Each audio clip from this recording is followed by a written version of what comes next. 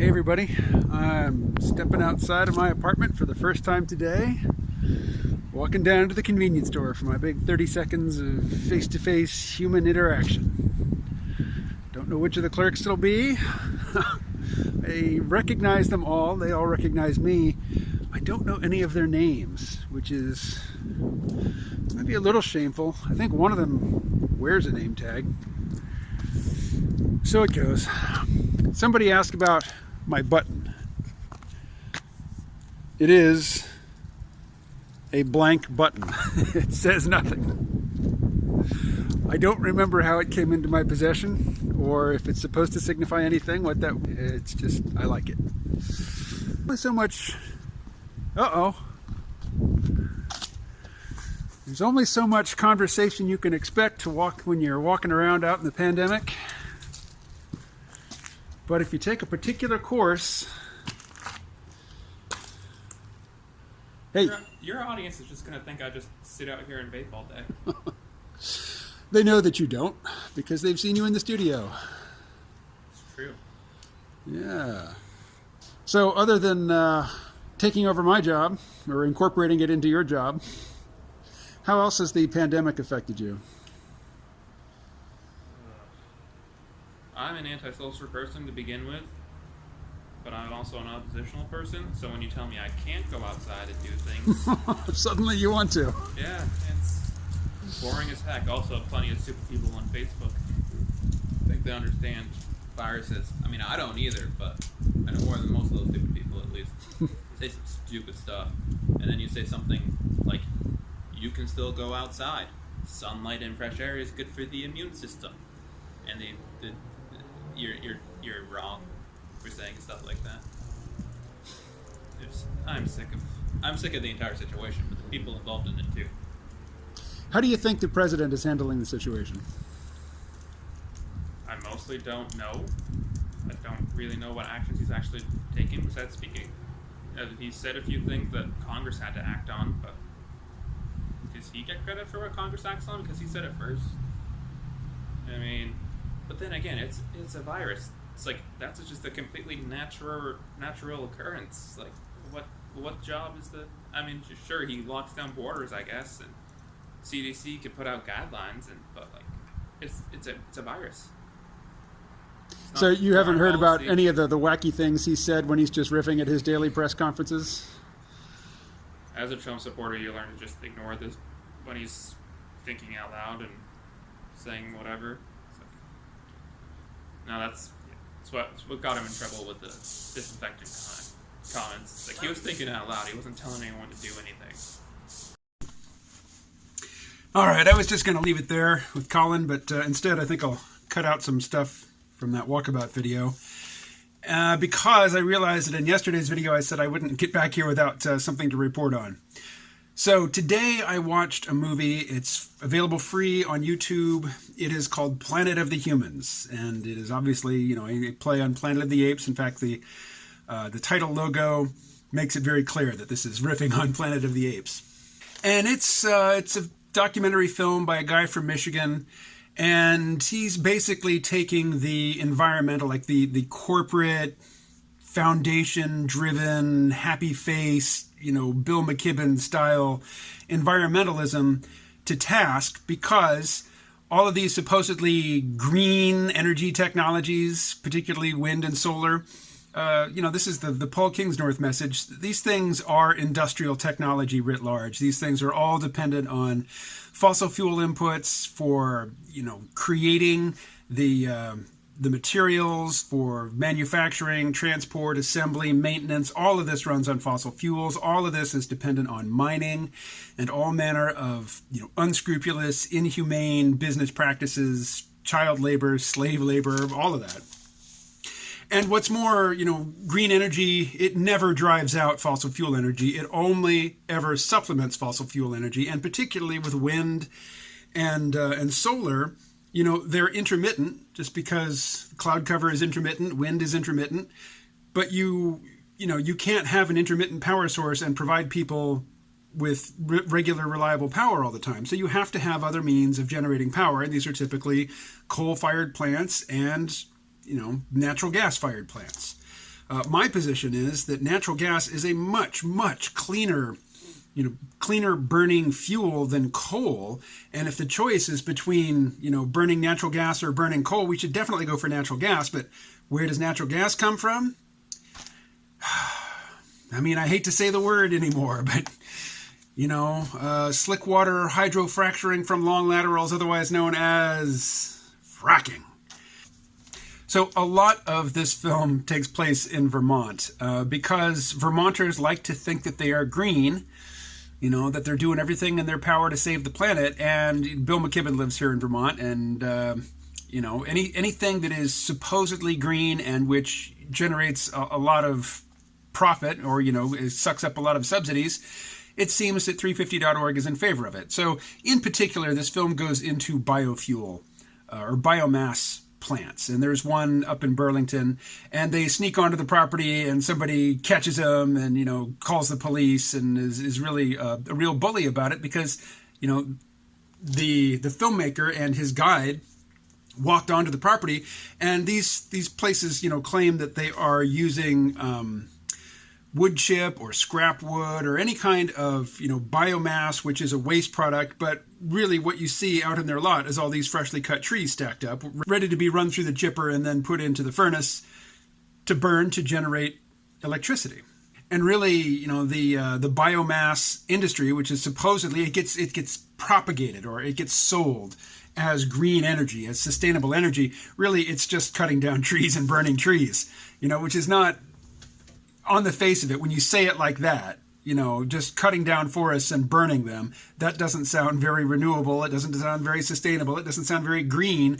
But, with the right marketing, not only can it be considered green and you can get people to feel good about these plants existing, but you can get the federal government to subsidize your operation with taxpayer funds because it's renewable.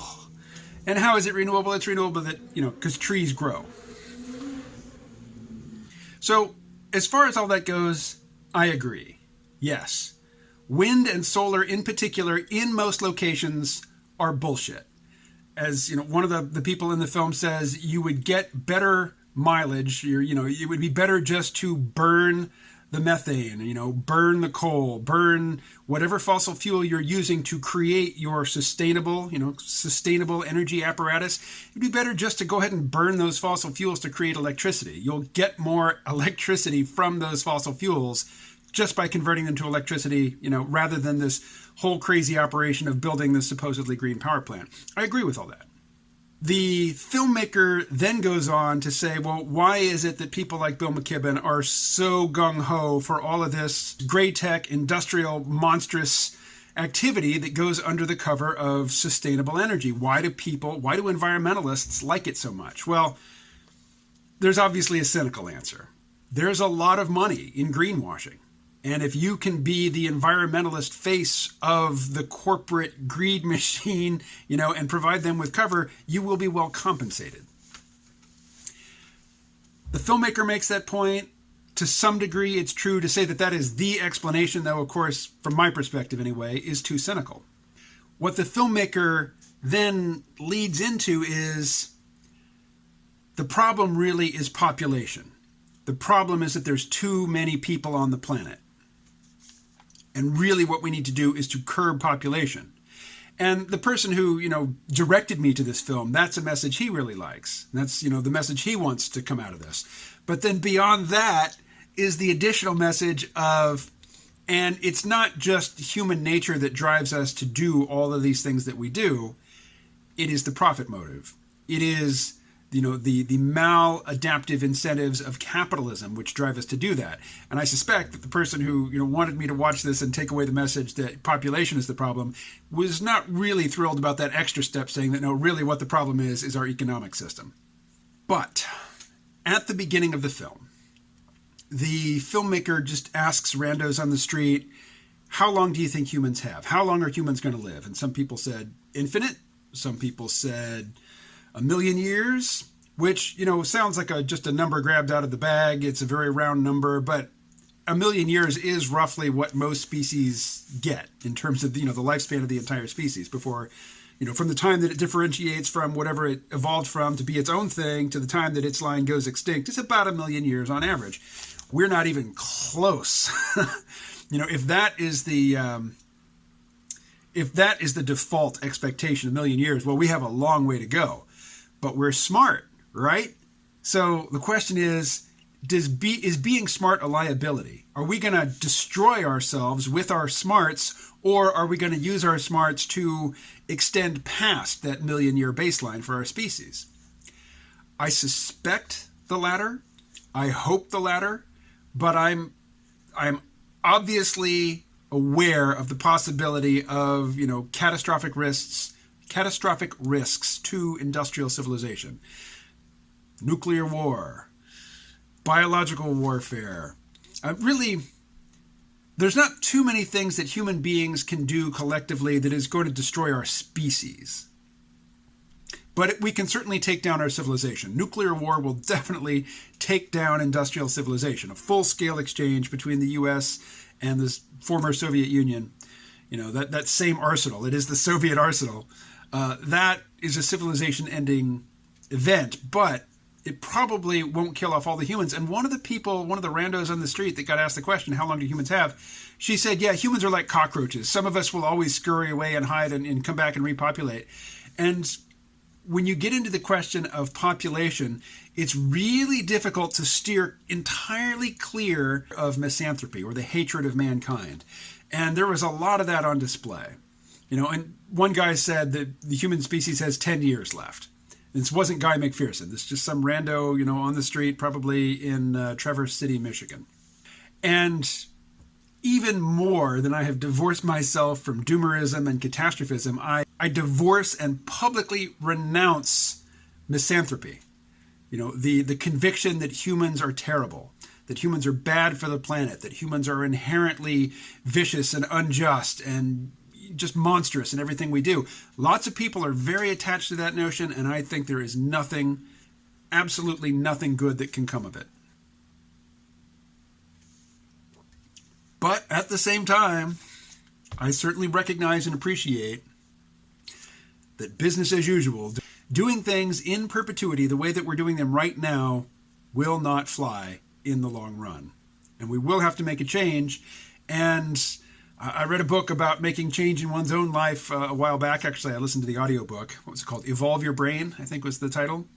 And one of the points that the author made was that change is usually not comfortable. It's almost never comfortable. And a lot of people, they try to make a change and then they give up on trying to make the change. When you ask them why, they say, it didn't feel right.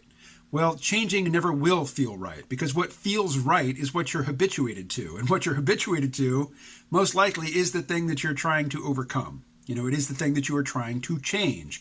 But effectively changing your habits is uncomfortable. It is almost by definition uncomfortable. That's how you know you're changing, is that you're feeling this sustained discomfort and you are resisting the desire to leave off whatever it is that's causing the discomfort.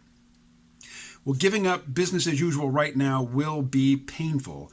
And the worst part about it is it will be the most painful, or it inspires the most fear in those who enjoy the most wealth and power and privilege in our society. And those are the people who absolutely will do anything, to shut down a leftist populist like Bernie Sanders.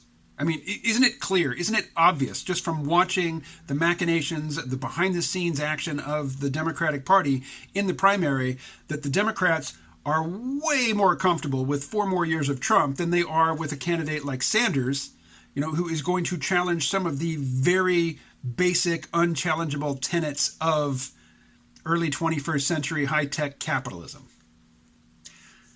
Okay, and with that, more coffee. I'll talk to you later.